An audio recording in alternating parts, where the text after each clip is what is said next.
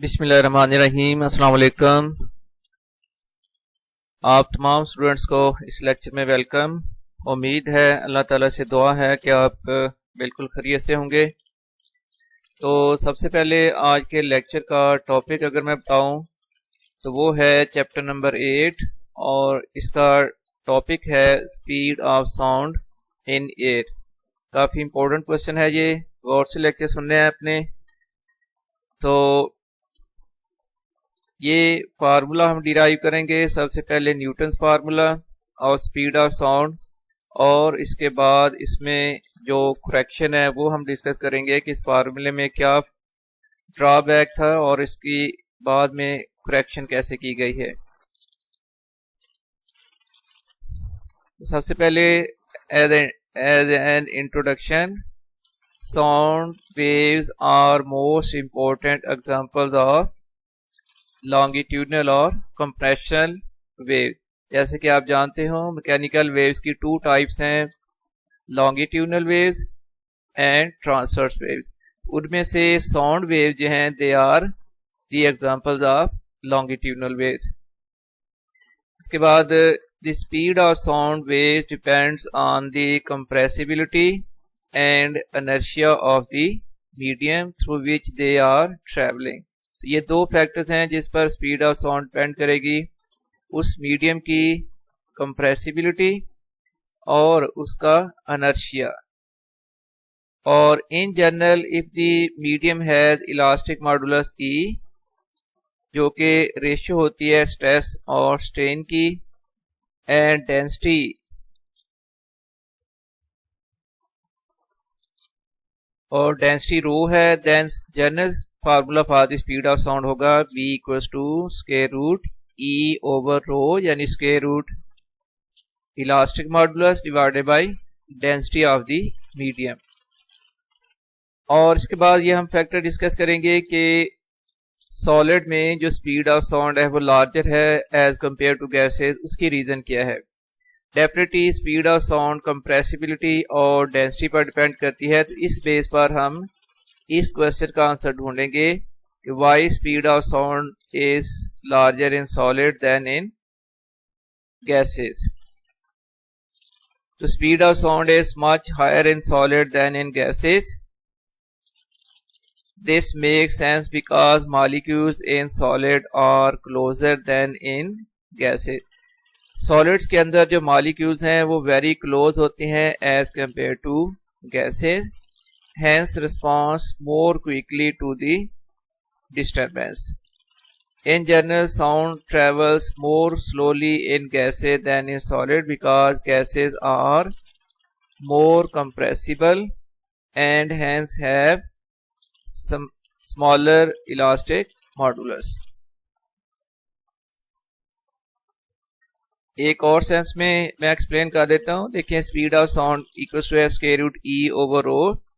अब अगर सॉलिड्स की बात की जाए तो सॉलिड्स में डेंसिटी जो है वो ग्रेटर होती है as compare to density of gases. इस वजह से स्पीड तो फिर डिक्रीज होनी चाहिए, लेकिन एक्चुअली बात ये है कि सॉलिड्स के अंदर जो इलास्टिक मॉडुलस ई की वैल्यू है वो मच लार्जर है as compare to elastic modulus of gases. तो अगर ई फॉर सॉलिड जो है वो वेरी वेरी ग्रेटर है देन ई फॉर गैसेस, तो ये वजह है कि ओवरऑल जो ई ओवर रो फ्रैक्शन है ये सॉलिड के लिए इसकी वैल्यू लार्जर होती है as compare to gases. So sound travel faster in solids than in gases. अच्छा, अब हम डिस्कस करेंगे Newton's formula for the speed of sound.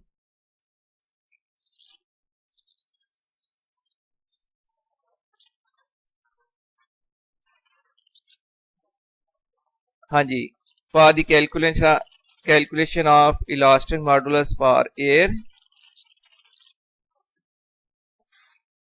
Newton assumed that when sound wave travels through air, temperature of the air during compression remain constant and pressure changes from P to P plus delta P and volume changes from V to V minus delta V। मैं इसको आसान word में explain कर देता हूँ। देखें sound wave जो है वो बेसिकली कंप्रेशंस और रेयरफैक्शंस हैं। और कंप्रेशन के दौरान टेम्परेचर इंक्रीज होता है और रेयरफैक्शन के दौरान किसी गैस का टेम्परेचर डिक्रीज होता है। लेकिन जो न्यूटन ने अजम्पशन ली थी वो ये है कि ड्यूरिंग कंप्रेशन जब साउंड वेव एयर में से गुजरती हैं और वहां पर कंप्रेशन प्रोड्यूस करती हैं, उन कंप्रेशंस के दौरान जो टेम्परेचर है वो कांस्टेंट ही रहता है, जबकि प्रेशर जब आप इंक्रीज करोगे तो प्रेशर इंक्रीज होकर हो जाएगा P से इंक्रीज होकर हो जाएगा P प्लस डेल्टा P, और प्रेशर के इंक्रीज होने से वॉल्यूम डिक्रीज हो जाएगा और वॉल्यूम में जो चेंज आएगी वो V से कम होकर इसकी वैल्यू हो जाएगी V minus delta V। Now according to Boyle's law PV equals to constant, तो कंप्रेस करने से पहले प्रेशर PV था और कंप्रेस होने के बाद जो प्रेशर्स और वॉल्यूम की प्रोडक्ट है ये कांस्टेंट रहेगी। तो जैसे हम लिखते हैं P1 V1 equals to P2 V2, तो ये लेफ्ट साइड को आप P1 V1 कंसीडर कर लें और राइट साइड की जो प्रेशर और वॉल्यूम है इसको अगर हम P2 V2 कंसीडर करें, their product main the constant equal. तो अब ये राइट साइड में दो ब्रैकेट्स को अगर मल्टीप्लाई करें तो P और V को मल्टीप्लाई करें तो ये टर्म आ जाएगी PV, फिर माइनस P को डेल्टा V से मल्टीप्लाई करें तो P delta V plus delta PV और प्लस डेल्टा P और डेल्टा V मल्टीप्लाई हो जाएंगे तो प्लस माइनस आ जाएगा minus delta P delta V।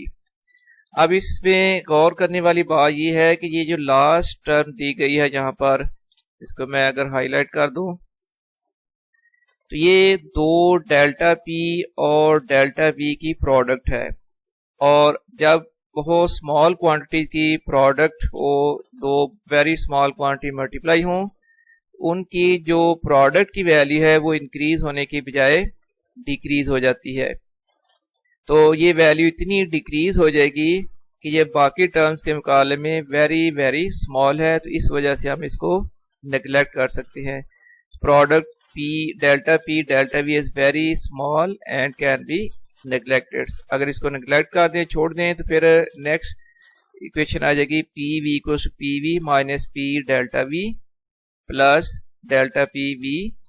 और अब आप ये करें कि ये लेफ्ट साइड में PV और इसी तरह की एक टर्म है राइट साइड में PV, तो ये दोनों साइड पर PV जो है वो कैंसिल हो जाएगा।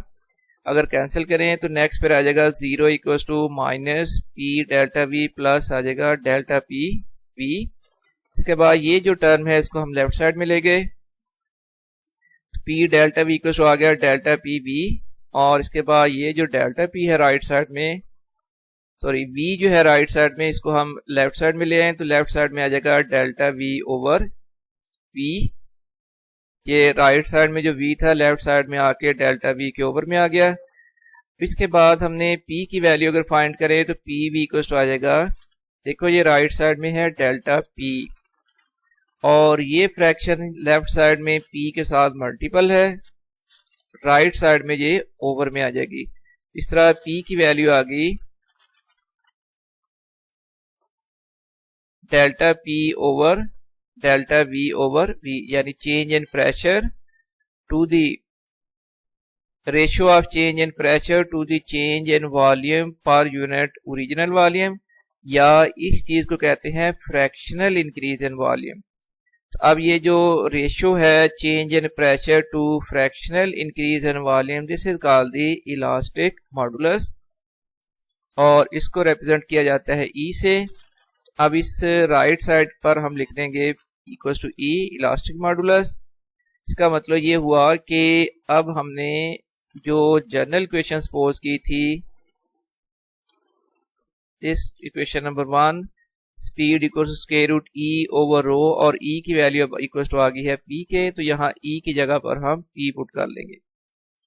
Putting P equals to E in equation 1, तो फिर स्पीड ऑफ साउंड के लिए फार्मूला बन गया square root P over rho, यानी प्रेशर ओवर डेंसिटी। अब जब स्टैंडर्ड कंडीशन में P और रो की वैल्यूज पुट की गई तो स्पीड ऑफ साउंड की वैल्यू कैलकुलेट होती है 280 मीटर पर second.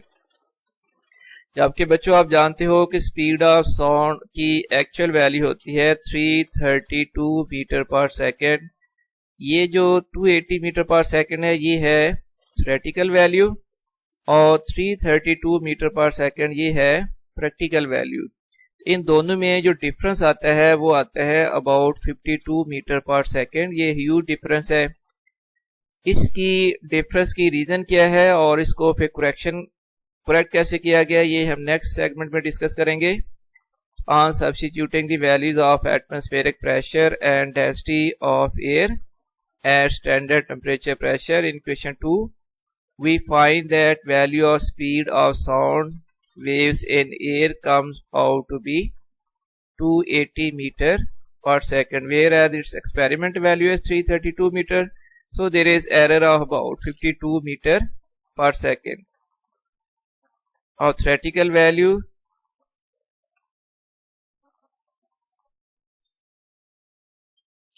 between theoretical value of speed of sound and experiment values of speed of sound। बच्चों यहाँ तक जो हमने अभी डिस्कस किया ये होता है Newton's formula for speed of sound. मैं एक दफा पेज को डिस्प्ले करता हूँ।